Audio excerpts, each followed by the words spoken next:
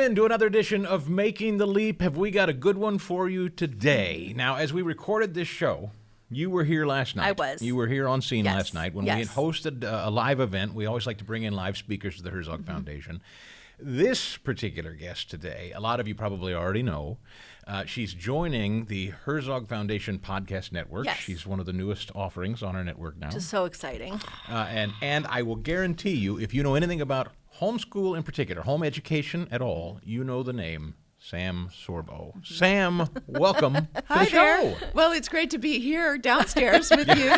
You've seen the whole the whole facility now. We building. brought you in from out of state. I still feel like I'm missing something. It's huge here, and it's so beautiful. And you've been so welcoming and gracious, and I've just been really enjoying my time here. Well, Last welcome night was aboard. a special evening. so It was glad. the emotion was. in the room. Oh. Did you notice that? I did. Well, I was sitting around, surrounded, hearing like the amens and the yes, yes, yes, and people scribbling furiously, taking notes, and tears next to me. Tears, to be and honest, yeah. Yes, it really was, and I appreciate that because I think if we're not getting some of that passion about what we're doing for our kids, you're not doing it right in some ways. If you don't have some of that energy Amen to behind that. it, so I we think ought to be it's good. passionate about our kids. Right. The one woman who was basically sobbing while she was Yes. sort of telling her story.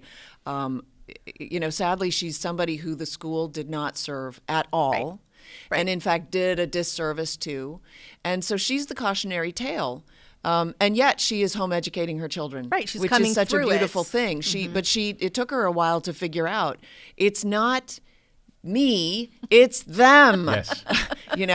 I break with thee, I break with thee, I break with thee, and I throw dog poop on your shoes, to quote Steve Martin.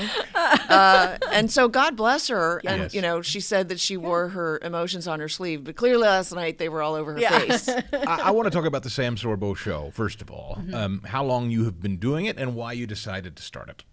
So I started a radio show on weekends like 10 years ago. And I'm not very good with dates, but it's approximately 10 years ago. And, it was a little bit more than 10 years ago. And then I happened to be sort of there when there was a radio show host who had taken over the Laura Ingraham feed. Okay. Just decided to step down without telling anybody, with no sort of fanfare. She vacated her seat. And so I happened to be sitting there. So I picked up a 3 hour per day, 5 day a week, nationally syndicated radio show that I did almost 4 years. And I stepped down from that because I was producing the film Let There Be Light, and I needed to spend time in the editing bay. And it was a situation where I needed to step down from the show. So I walked away from radio for a few years, and then I was approached and asked to come back on the air, and that's when I started the Sam Sorbo Show podcast. Okay. Based on the idea of home education or something else? So my original show was politics and religion, the only two things worth talking about. Right. Yeah. I used to say religion is who you are and where you're going, and politics is how you get there. And so when I started the radio show again, it was politics and religion, but through the lens of education. So my show is focused on education because what I've realized is everything is education. Right.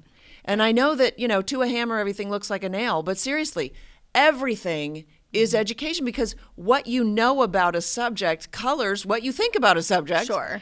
And so what you know is how you're educated about Right. a subject. Right. And so through my homeschooling and my outreach and my studies, what I've surmised is we don't know how to think about education because we haven't been taught what education really is. We've been schooled, not educated. And how old are your kids for people that are not familiar with your family and your background? Where So are I have they 3 at? children, 22, 19, and 18. That's right. Okay.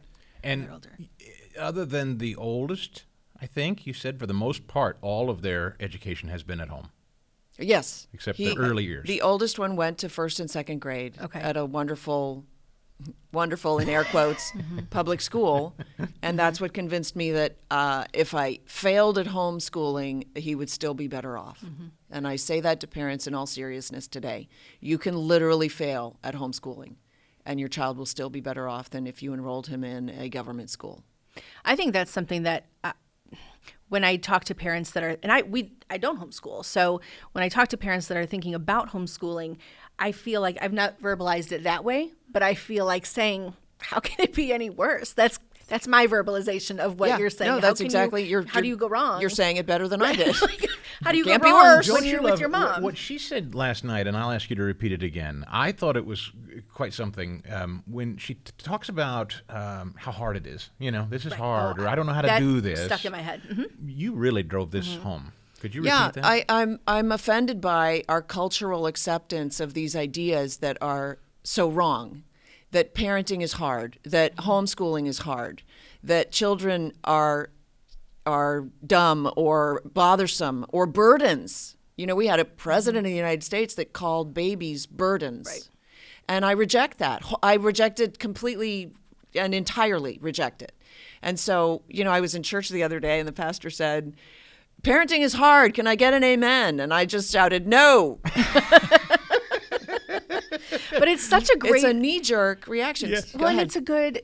That was one of the things that kept going in my mind last night, was hearing that, because I know for a fact I've been like, this is so hard. This is so hard. But then you have to go back and look at, why do I think it's hard? Who's telling me it's hard? Why can't I address it in a different way? And I was busy voice texting and texting with a few people that were there last night about this same idea that we're told it's supposed to be hard, I think, Yes. culturally. And so you start to take that in when really, if you step back, well, we were given these children Right. by God to raise me solely, my three. Well, not solely, but, Yes. He didn't plan for that to be hard. I mean, it's work, but it doesn't have to be He didn't burden hard. you with children. Right, Yes. right. It was a gift. It's a gift. And so why is that hard? So it was really I sat back when you said that, and then I was in and out for a lot of the night kind of thinking like, okay, I'm going to go over this in my head. Which is why I say everything is education, because when somebody feeds into you, homeschooling is hard, right? That is educating you. Right. It's And telling you something. if you lack discernment, you will accept whatever is sent your way. And we lack discernment in our culture today because we haven't been taught to discern, which is part of your education. Right. You should be taught to discern right from wrong, evil from bad, evil from good.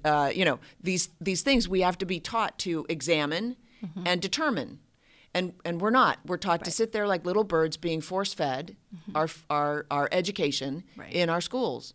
And so when I reject the idea that parenting is hard. I reject the idea that teaching is hard. I reject the idea that learning is hard. Learning is the most natural thing that God created, frankly. Right. He created curiosity so that we would naturally learn. That's the way it should be. And they make it hard. I'm not saying it's easy the way they do it. Right. I'm saying they make it hard. And culture makes it hard. And everything that we are predisposed to think kids should learn, you also reject that. You said repeatedly, and that stuck with me, okay, so they don't know collegiate level algebra, Chemistry or and maybe right, they'll never right. know it, and that's okay. Yes. Yeah, which is... I adored that, by the way. Full disclosure, I love math. I tutored calculus, and I loved tutoring calculus. Like, I love it because I am a logic-based person, and math made sense to me before any kind of language made sense to me. And in fact, when I went to school, and I'm sure it's still the same today, if you're a math and science person, you're not language and humanities, right? And so I didn't like English lit and all of that stuff. Now I'm a writer, like, go figure, right? You're a speaker. And You're the reason right. that I say that is because they're all interconnected. And yes, you have aptitudes better or worse, right? So I had to divorce myself from the idea that math was essential for every living human being, like upper level, collegiate level math was essential. And that's hard. That was very hard for me, but I had to give up that ghost. That's something that I was schooled to believe because it appealed to me. And so I just adopted that and said, well, everybody should know math. It's not true. If you know basic math, you can get by in the world just fine. And you can hire a math person to do upper level math if your business requires it and still successfully run a business that serves people and does God's work in the kingdom, right? Yeah. So in all the years that our kids in public education said, why do I have to learn this? I hate this. Your answer would have always been, well, you don't. You don't. Unfortunately, that's true. It's just true. So we have and somebody somebody I know put this more succinctly than I'm going to do now, and I wish I could remember how he put it. But basically, we do forced learning when we ought to be doing needs-based learning. Sure. Needs-based. Yes. In other words, where are you headed, and what serves you that you can learn today? Because you're going to be driven to learn that. And if you're not driven to learn it, it's coerced, and you won't learn it. You'll just forget it. So how many people have studied for an exam, crammed the night before, Right. and then forgotten everything when they walked out the door? Right. And that's not learning. I agree. That's coerced. No, So yeah. So it's just a switching your mindset to what education really is and what it should focus on. I appreciate that a lot. We do. Our kids were all different. Everybody excelled in different. They're funny that ways. way. Yeah. Right. They're not mini me's. Why is you know? that? Yeah. And so it has helped me over the years. I've like probably the last 3 or 4 where I've taken that idea and where I'm like, you don't really need to do this. And it helped me come alongside my daughter as she was, kind of transitioning from a COVID era education. Then we moved her into a Christian school, just doing different things. And she's kept telling me, I'm so far behind in math and this and that. And I said, first of all, you're not. Let's stop right there. You can do basic adding, subtracting, multiplying, dividing. You're okay. Second, this school was actually wonderful as I talked with them about how can I help? What are we, what can I do at home? I think I know what I can do at home, but what can you do? And they actually, and for several of the kids, they've altered the schedule. Like that 6th grade, you do this, 7th grade, you do that, 8th grade, you do that. And I was thrilled to be in a place where they recognized that it does not have to be this, because Yes, I think on that's a time huge. schedule. Right. We don't Right. have to do that. And now I think she's just better off. She relaxed. She's peeled back. And, just the other day she said, I did really well on my science that had all the math. And I thought, and you did it without being in Algebra 1 yet. Like, Right. you've done okay. Like, it's okay. Yeah, we're reconditioning ourselves. I mean, Right, we're we're just as much a relearning. product of this system as the kids are. Exactly. We relearn all the time, but now I feel good about it. Saying, I'm not really sure we're gonna need to do that physics or that chemistry. I think we're gonna And this is look the, at some right. ideas. This is the struggle with the institutionalized schooling that we have. Right. Is that they basically say, well, every child should be here. Right. And so if your child is not there yet, and by the way, like by the time you graduate high school, you'll know rudimentary math. You'll be Do you all know what I right. mean? Like when my 3-year-old was still potty training, I just used to say, and I hope people can take this and use it. Right. By the time she's 16, she'll be out of diapers. Do you know what I mean? Right, because they'll get there eventually. Get the stress Yes. off your back. Nobody needs stress. Do you know why? Stress is an inhibitor to learning. But we have anxiety off the charts today in Right. our schools. Right. And cutting and self-harm Horrible. in other ways. Like, this is not a good environment for children, much less for learning, right? Yeah. And it all starts, I think, with the story you told. It just, it pierced me because I think about it with our oldest. I know you. Yeah. Your daughter and what you said from a very, very early age has impacted the way she thinks about herself to this day. Yeah, Can you tell that story? yeah. So, and I only learned this last Yeah. year. You said you just had And recently. she's 18. She's Yeah. 18, so she figured this out when she was 17. And I cried because we don't know what damage is being done to our children by strangers who we trust because the government put a stamp on their head. Like, seriously, we have to take a step back and go through this logically and rethink the way that we approach parenting and schooling and education and children. Like, we have to rethink all of that. So the story is that my daughter went to kindergarten at this wonderful little public school. It was a cute little classroom. Teacher was this young, pretty, lovely young person. Like, she was great. Everything was great. The kids in the class were great. I had no idea that my daughter was so introverted that the worst thing you could possibly do to her is put her in front of the class and give her sight words to read. Right. And she struggled through the sight words. And this is after the best student in the class went up and just read them off like that. So she thought, I'm going to go up there and I'll just read them off really well. She suffered stage fright. She didn't read them well. And the class laughed. And that's when she learned she was stupid. And so for all of those years, for 10 years, every time I told her how brilliant she was, because she is brilliant in ways that I can't even fathom. Her brilliance is completely different than anything that I've seen before. But every time I told her, she thought I was lying to her. She thought I was lying to her. Right, like saying your you just mom. because you're mom I'm and you just say the that, mom. right, you feed it. But she thought I was lying. Like, you know, right, because take though that, that in for a person minute. had the facts and you just don't know. Because she That's knows awful. she knows that she's stupid. So why would I lie to her? So then that affects our relationship. Now, luckily, it didn't affect it too much. She just sort of sloughed it off as, well, mom has to lie because she's mom. She has to say those. But consider that she literally thought that I would lie to her. Yes. And even in what she is most skilled, art, you said, she still is critical of herself and her art. Because Well, of she's the very shooting. self-critical. Yeah. She's a young woman. They tend to be self-critical. Right. Like, you know, and by the way, like, why would you send a young woman into an environment where other people will criticize her? Like, please do not put your children on social media. Please do not give them social media. I didn't Full ask stop. that last night. I by know. the way. I was driving home, I'm like, oh my gosh, that would have been a great. No, people can tune it's in hard. here to hear me say. No, seriously, Jonathan Haidt, Haidt, has done extensive research on this, and he says that we shifted in about 2014 from a play-based childhood to a phone-based childhood. Right. And this is a social experiment that has no control group, except the Amish maybe, that we just willy-nilly, we just jumped in full force. Our entire civilization jumped into this phone-based childhood. And it is reaping huge detriment in our youth. And anxiety is skyrocketing. We talked about self-harm is skyrocketing. Depression is skyrocketing in our youth. And partly because they never had the play-based social interaction.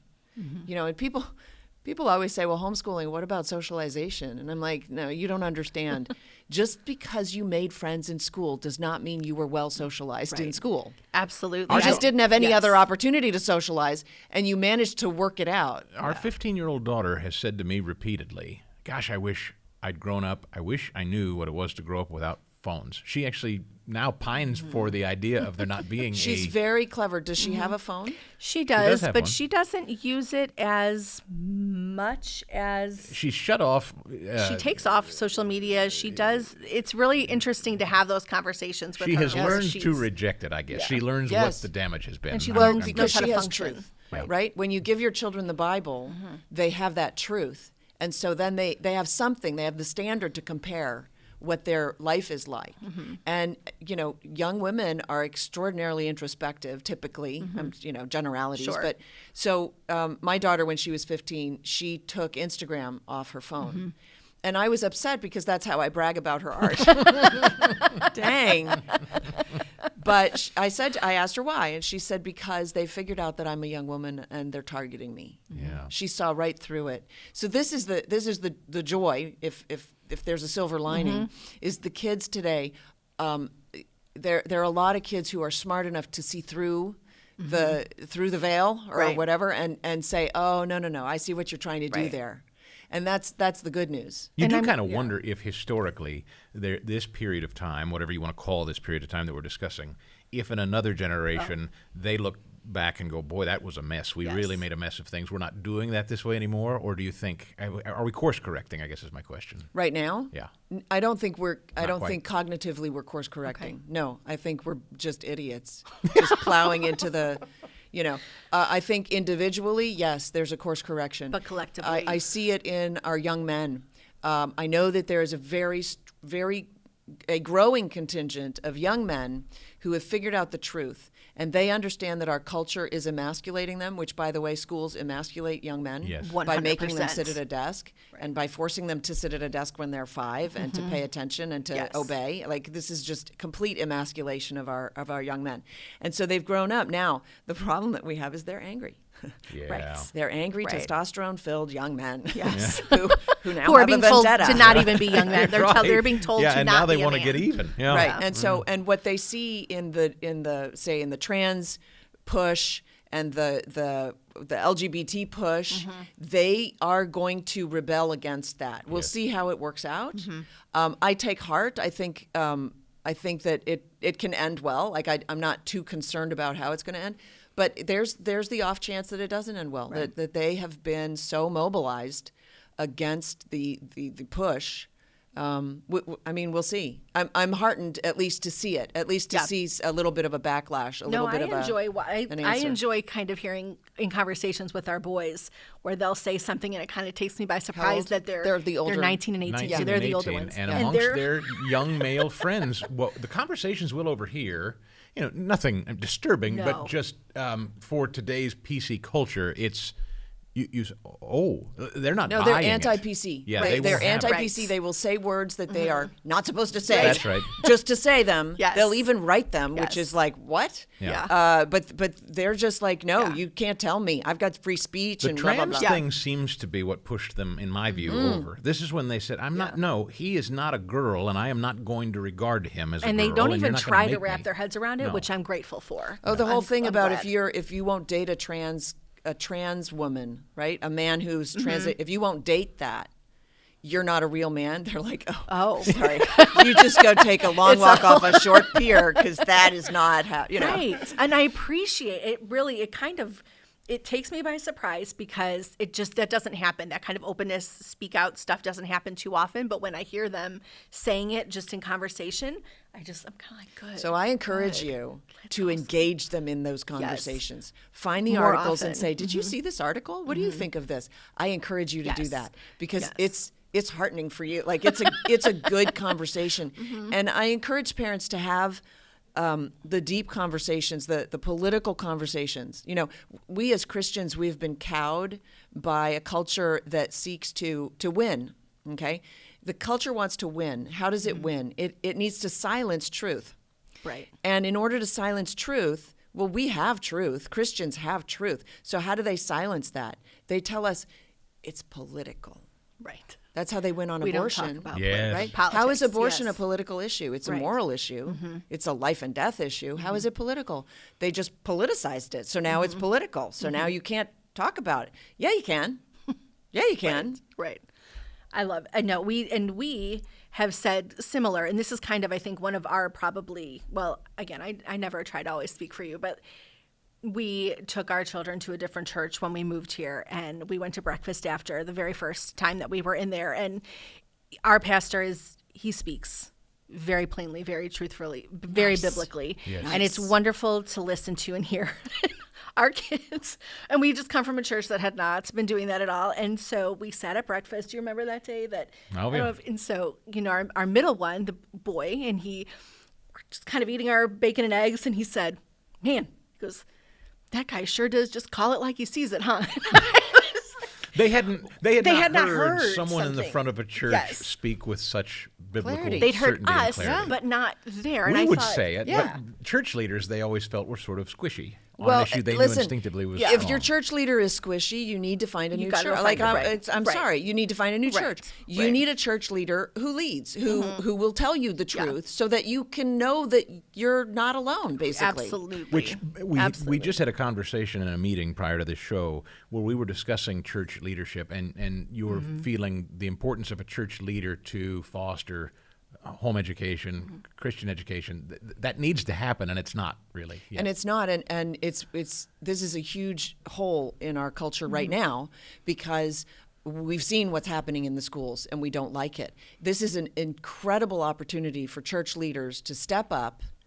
And they don't even have to do that much. They just have to identify people in their community who will take the lead and use the church building to either establish a Christian school or establish a Christian homeschool, right, in the church building. It's a way of growing their community. It's a way of growing their congregation. It's a way of it's a pathway to success for the church, which is dwindling today. Like this is a no-brainer. I don't know Right. why I'm the one who has to bring this up. Right. You know what I mean? Total Like, win-win for everybody Right. involved. And last night, actually, that's where I got stuck because I'd wanted to come over and say hello to you. And I don't say get stuck in a bad way, but I was speaking with a woman who they're running into that. Their school is big. It's growing. It's not big, but it's growing, and they need more space. And they're running into that problem of churches around them And are churches not won't- opening they their won't doors to even- them. They're afraid to upset the public school population in their congregations, I'm often hearing. I think that's true.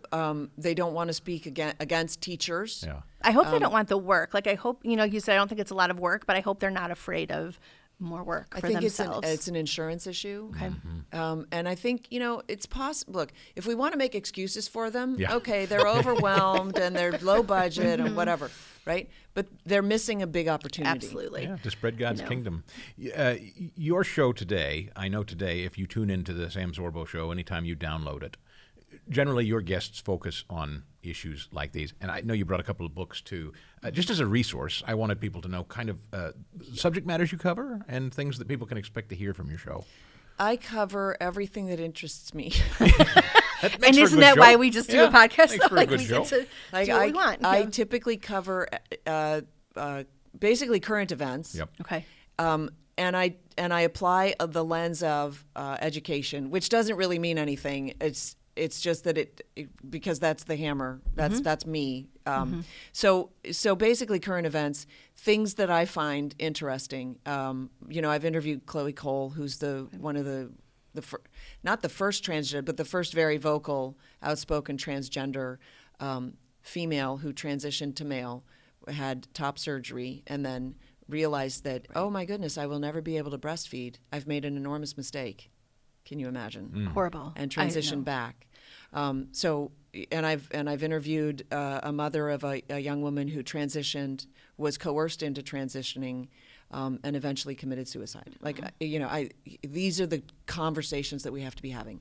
We need to understand what's out there in the marketplace of ideas that your children, because they're so innocent, will be susceptible to. And so a lot of what I cover is maybe motivated by my mission to serve parents to better serve their children. In closing, by the way, I do really Yeah, I want do to mention want- your books. Show those yes. books, would you? Hold those up for okay. just Well, a these second. actually I brought for you, and I just haven't had a chance to give them to you. We'll take them. Words for Warriors. Okay. This is a resource. It's actually basically a glossary where I define the words that the left has tried to take away from us. So I've got ballot in here and bankruptcy, abortion. I don't mince my words on what abortion is. Like a little dictionary. It's basically like a little dictionary. People seem to really like it. Abrogation. Do you know that word? I don't know Abrogate? that word. So no. that's used in the Quran, or it's used to apply to the Quran. So if the Quran says one thing and then later contradicts itself, it abrogates the first thing, and so you ignore the first thing. Oh, So okay. if it says smite them in their necks, that's the one that stands. Okay. I'm just saying. Like, it's a lot of ad hominems in here. Sure. It's a lot of fun. Okay. That's words I think for even warriors. at the end of one of the definitions, I put duh. And then this one is Teach from Love. It's a school year devotional for families. So this is a bit of my pride and joy. Well, I guess I'm proud of both of them. This is teaching godly virtue to our children. They will not learn godly virtue unless we have the discussions with them. And they ought to be learning godly virtue from their parents or grandparents, the people who pour into them the most. So every day is a short story and a Bible verse. I should show the camera, I suppose. And a Bible verse. And at the end, after just a little Lord help me kind of thing, 2 open-ended questions. To have a conversation. When have you walked in mud when you should have stayed on the sidewalk, for instance, which pertains to the little story, checking the weather. What does a virtuous person of high moral standards look like to you? Let's talk about that. Is it somebody who keeps the money in the wallet that they found, or is it somebody who returns everything? Sure. So I had a lot of fun writing that book. So I just brought those for you. and the Thank you. family. That's awesome. What would you impart to parents in closing? What have you learned as a homeschool mom? What do you want maybe younger parents who are thinking about making the leap, as we talk about, and just haven't really done it yet? What's your kind of bottom baseline message? So you need to consider where you want to end up in 20 or 30 years. And if it's a relationship with your child, then you need to keep your children close and pour into them as much as you possibly can. You are their role model, and they are your avatar. So if you want them to look like you or be like you, or at least be somebody that you can be proud to know, then your best efforts would be devoted to educating them yourselves. Those are some. I feel like Good that stuff. little mic drop right there. It's good stuff. It's the Sam Sorbo Show. You do that once a week, Yeah. generally, and you can start checking that out on the Herzog. I'm Podcast actually Network. I'm starting a new one on Patreon that is okay. specifically devoted to home education. Great. Oh, great. So just Okay. to pour into people with tips and tricks and ideas for so home that education. we don't worry about the hard. Don't worry Yes. about being told it's hard. Don't worry about the Yeah. hard. And reject those memes on Instagram. Yes. Yes. We are so glad you made the trip to Very headquarters much so. here. Yay. She brought her daughter with her, Yes. who I think has probably had enough of all of it. Probably, right?